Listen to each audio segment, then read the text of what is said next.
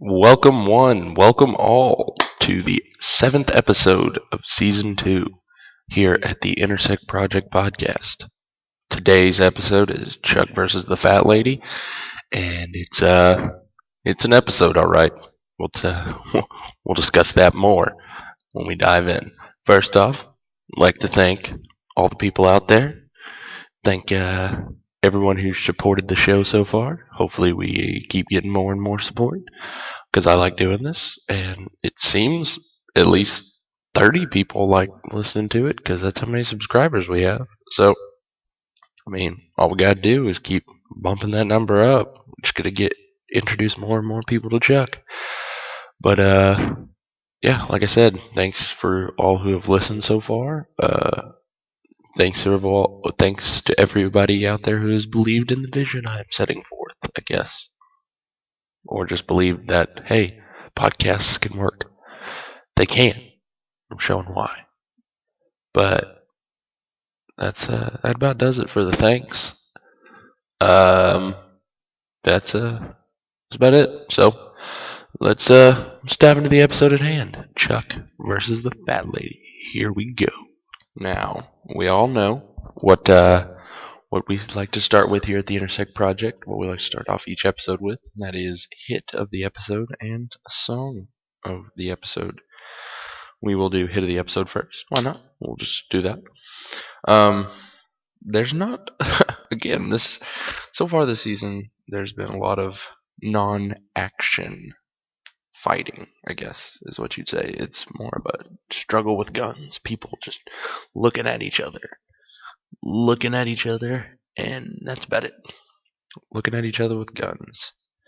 And so there was really only one choice for hit of the episode, because there was only one real fighting and hitting.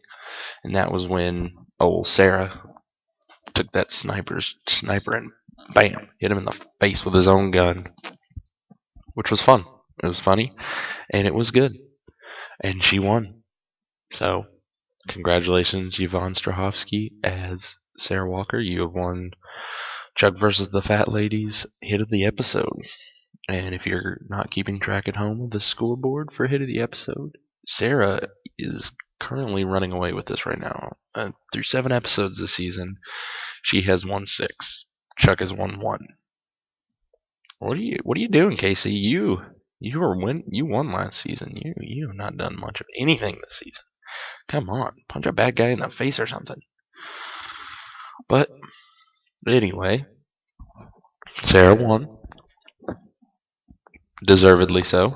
Obviously, because she was the only hit, but even if there might have been another hit, I don't know if it would have topped that one. She straight up jacked that fool up.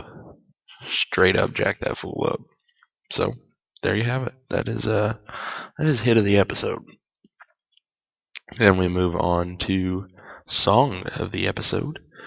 Now, for Chuck versus the Fat Lady, there's really only one choice. And I've said this in previous podcasts, that if there's a Frightened Rabbit song, that is going to be the song of the episode, because as of right now, they might be my favorite band. Yeah, I think they might be my favorite band. And Keep Yourself Warm by Frightened Rabbit is the song playing at the end when Chuck and Jill are making love. As a smooth person would say. Smooth jazz player would say. Making love. But I'm not a smooth jazz player. Yet. I'm also not training to be a smooth jazz player, so that doesn't work either. Anyway, the song playing at that moment is this song, Keep Yourself Warm by Frightened Rabbit. So congratulations, Frightened Rabbit. You have once again won Song of the Episode. And this time it was for Chuck versus the Fat Lady for your song, Keep Yourself Warm. So if somehow you are a member of the band Frightened Rabbit and you're listening to this podcast, congratulations. You have won. And you won big time. There you have it, folks. That is Song of the Episode. So let's just delve right into the episode at hand. Now, This episode is very two-sided. You got Buy More and Team Bartowski. So I'm going to cover Buy More first, and then we're going to go to Team Bartowski. Now, Emmett is not necessarily dumb. I mean, he's weird, but he's not dumb, for sure.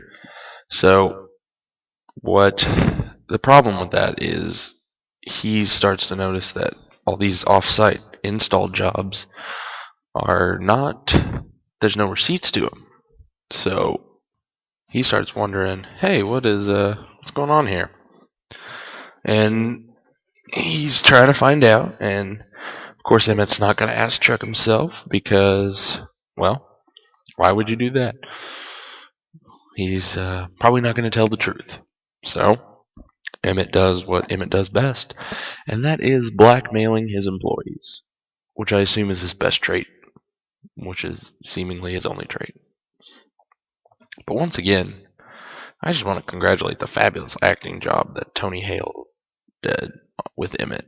He's a funny guy, and he plays Emmett well, we'll say.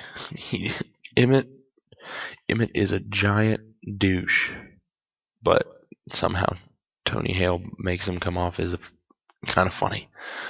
I mean, still douche, but he's funny while doing it, which helps the character and helps the show, really. I mean, if he's just a big d-bag, not many people are going to necessarily enjoy that character as much as they did, because he brought a little humor to it at least. So Tony starts, Emmett starts snooping around, asking other Buy More employees what's going on. Fun fact, this is the first instance in which the term Buy Moria, Buy More as a country, is used. And it's one that is used throughout the rest of the show to represent Buy More. And it works. I mean, it makes sense. It makes a lot of sense, really. They are kind of like their own country.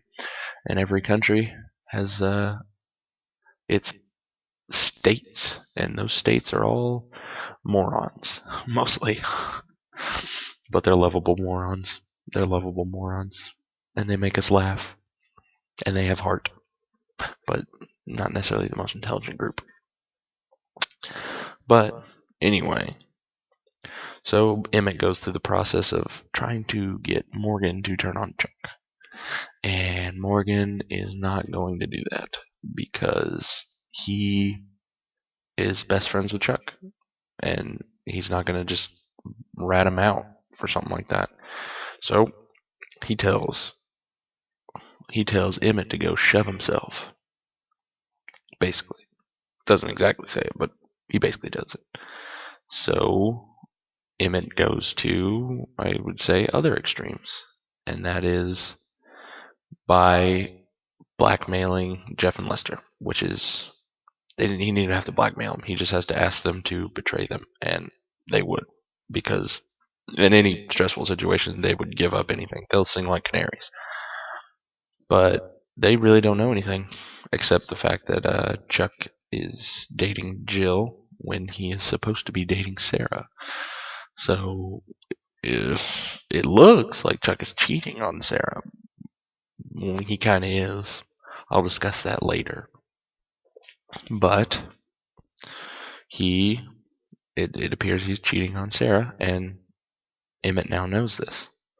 Now, Morgan doesn't know this, but Emmett uses Morgan's, I guess you would say, stature of terrifiedness. His stature of terrifiedness. I don't know what the correct phrase I'm looking for here is. His moment of weakness when he realizes that Chuck has betrayed him, his trust. He didn't tell him about Jill. So that he uses that moment to find out who Jill is and everything, so he can use it against Chuck in the future. Well, another part of that deal was Emmett had to be part of their poker night. And before we get into poker night, let's get into Morgan. Morgan confronts Chuck about this, and he's like, "Hey, why didn't you tell me what's going on?" And I mean, it's obviously Morgan deserves to know. I mean, they've been best friends for like 20-something years, and while Chuck doesn't necessarily have to tell him anything, this is something that he should have told him because he was there for Chuck when Jill broke his heart the first time. It took, as Morgan said, it took him months to get over. And who do you think that was there besides Ellie? That would be Morgan. So Morgan deserves to know. He deserves to know something like this. And Chuck didn't tell him yet, which is bad because, hey, Chuck and Morgan are best friends. So Chuck apologizes, obviously, and I mean, he wants to tell him all these things about his life, like that he's a spy and whatnot, but he can't because that is treason, and he doesn't want to implicate Morgan in treason. I don't think. Maybe he does. Who knows? Maybe everybody wants to be inducted into treason. Who knows? Who knows? But so Morgan's he's not necessarily as upset as he was before. So they go to the poker game, and Emmett brings fuzzy navel wine coolers because he is a high school student, and they play poker. But Morgan seizes the opportunity to counter blackmail. Said Emmett uses that counter blackmail on him, which is a good thing. Because that means Emmett's going to stop prying into what Chuck is doing. And we know that's a good thing because Chuck is doing stuff that includes spy work, top secret spy work, and if anybody found out, that would be really bad. Really bad. So, Morgan, what you know what I mean. Morgan blackmails him, and Emmett's going to stay away from Chuck's job or whatever. So there you go. That covers the buy more, except for the game changer or the game copier. But I'm gonna include that Team Bartowski, seeing how it was used for Team Bartowski and not illegal things like video games. So let's dive into Team Bartowski. Well, Team Bartowski's episode starts off with a heist. And by heist, I mean a date for Jill and Chuck on the roof of the Bymore, where they have to break in. Which I thought was kind of funny. It was cute and sensitive, I guess. It was nice, is what I'm trying to say, I guess. And obviously they're spying on him again because that's what Casey likes to do. Plus he's got to know. Plus it's their job. They got to know where he is at all times because he is super important.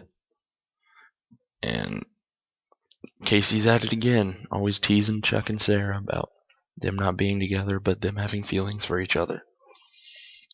Except when it comes down to, crunch time and those feelings could actually destroy the group. Then he's not willing to joke, but right now he is. And he does. Well, Chuck goes to confront them at the Orange, and Sarah goes out and stops him after they heard about their mission to infiltrate the FBI crime scene and steal something, the Fulcrum list. But she starts talking to Chuck, and she starts asking him questions, and you can tell that she's a little jealous of Jill, obviously.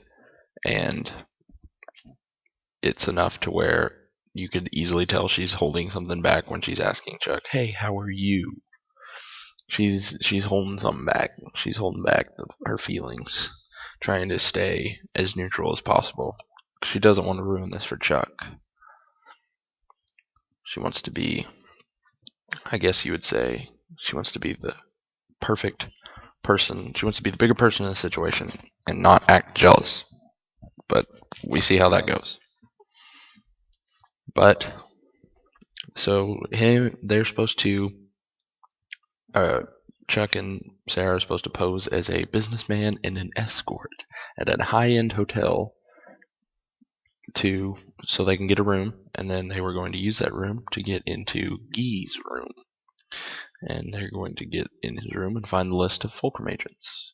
Well, Sarah goes all out on her escort costume, attire, whatever you want to call it. She goes all out, and she is looking good. So they get to the hotel.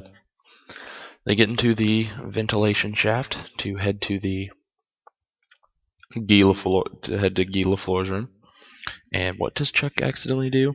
He does what any great comedic timing person would do, and he accidentally calls Jill when they're in the vent discussing how long the sex should take, which is how long do they have before they have to leave the room, so to speak. And obviously Jill hears all this, because it wouldn't be funny without it. And so they get to the Guy LaFleur's room, and Casey's still talking mad crap about the FBI, because that's what he does best. And they find what they need to find. They find the box. But they hear some bullets outside, so someone's coming to get them.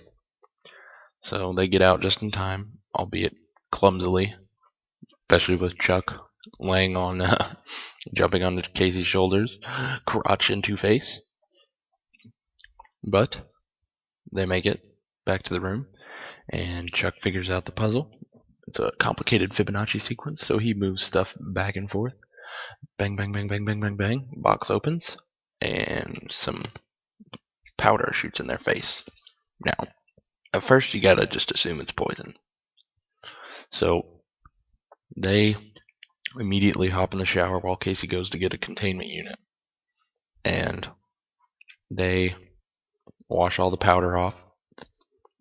They're in their underoos, they're in their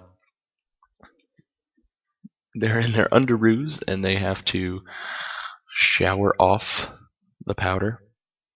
And they do, but obviously Jill walks in right at the end where they are super wet, and you can tell what was happening. And obviously Chuck is getting, I want to say this though, Chuck is starting to get some of his old feelings back for Sarah in that shower scene. You can just tell by the way he's looking. He's like, whoa, what am I doing here? He basically assesses his current situation at the moment. Well, Jill walks in, finds them, and assumes the worst, obviously. So they test the powder. Turns out powder is not poisonous, it's fruit punch.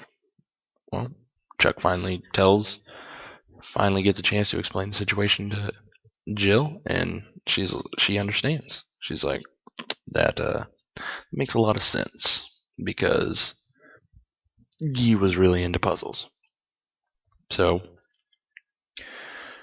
Guy is really into puzzles and almost scaring people half to death with fruit powder or fruit punch powder, whatever.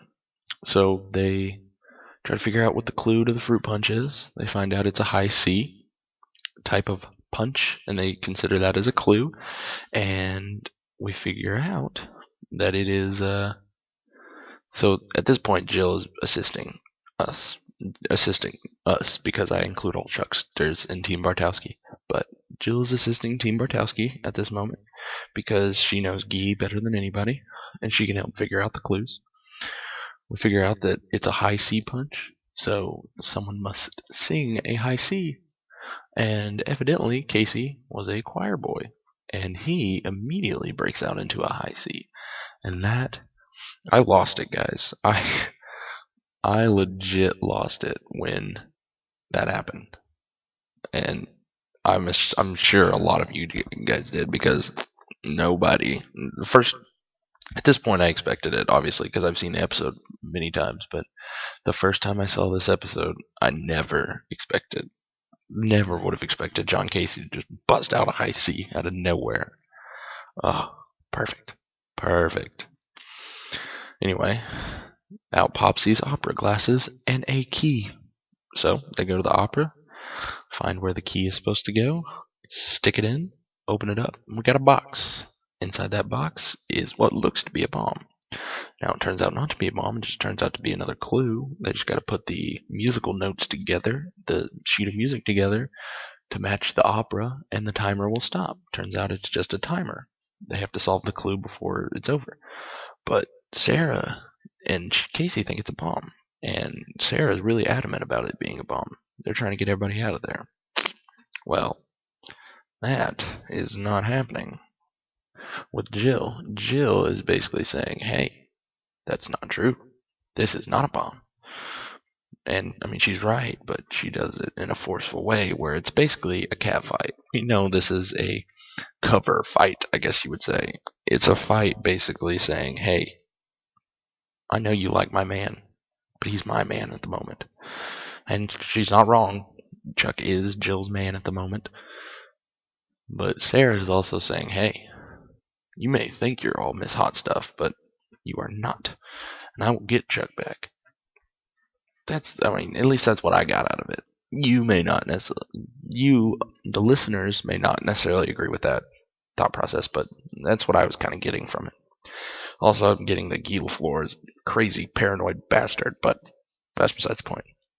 So, Sarah and Jill this is the beginning of their cat fight issues. Well, they get the flash drive, and Jill and Chuck decide to go off on a romantic tryst off-grid. But Jill gets kidnapped by the Fulcrum agent, or Lucifer if you watch Supernatural. So, I've also noticed, because I'm a big fan of both, I'm a huge fan of Chuck, obviously. I've been doing a podcast about it. It's my favorite TV show ever, but I'm a big fan of Supernatural, too.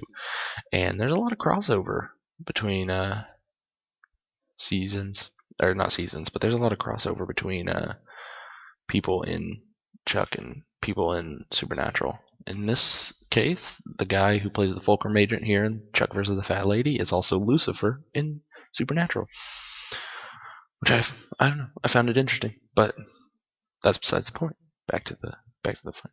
Lucifer kidnaps Jill, and he's like, "Hey, bring me the list, or she dies. Bring it to the opera's house." And Chuck does everything he can to get that list. He steals it and risks being shot and arrested for treason to save Jill. And obviously he goes, and there's backup. But before he goes, he remembers, ding, ding, ding, ding, ding, Morgan has the game copier. The game copier that will help him copy the entire list of the flash drive.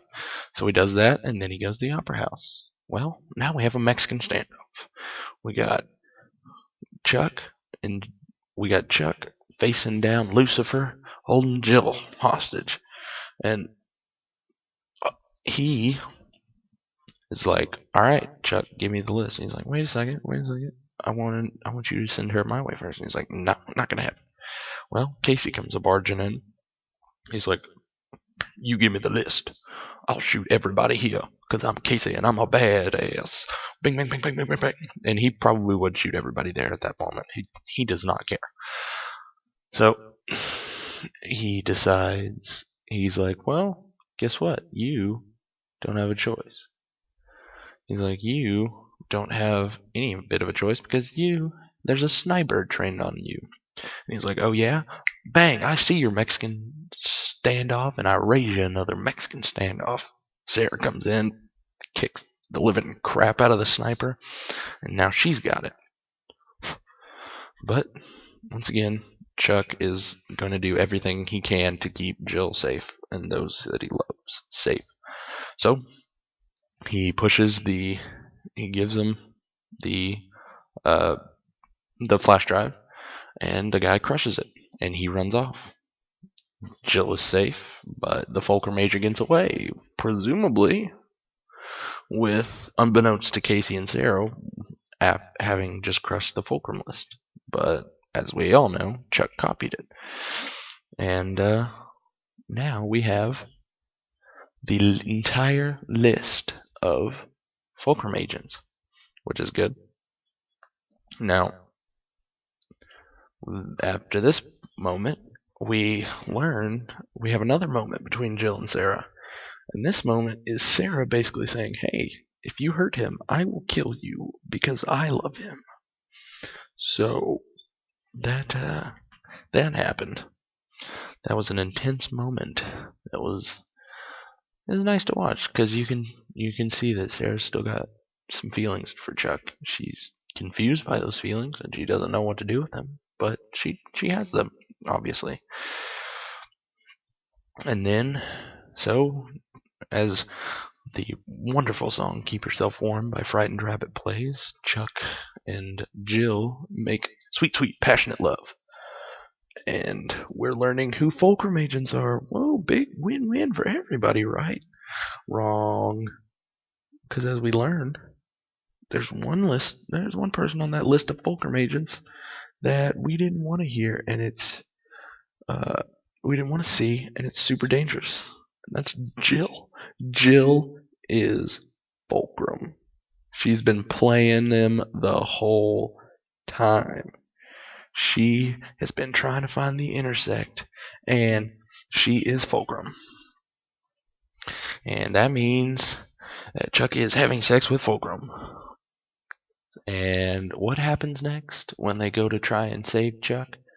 He has gone off grid with Jill, which is a bad, bad deal. Which means what everybody knows. Chuck is sleeping with the enemy.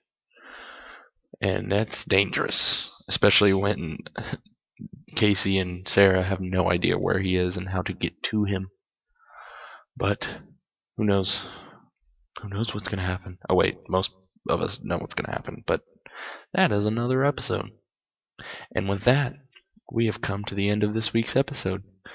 This episode is shorter than other episodes, but that's just because I trying to accomplish a few things, and then it's not as plot driven. It's basically just saying, hey, Jill is now Fulcrum and she's been playing you the whole time, and Chuck is sleeping with her, and Sarah does not like it. Basically, is what it is. And Morgan is still awesome, and we now have a country over in Bymore called Bymoria. That's basically what this episode was about. So, like I said, once again, thank you for listening to the podcast. If you listen to the podcast, I would love it if you guys would share the podcast with everybody. Review it on iTunes. Give us like 5 stars on iTunes. Write some kind words, if you will, and subscribe, obviously, because I love your faces.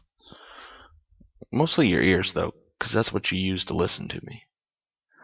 But, anyway, so, once again, I would like to thank you for listening. So, signing off, I'm Paul. I'll see you next week. Remember, everybody loves Chuck. Some people just don't know it yet.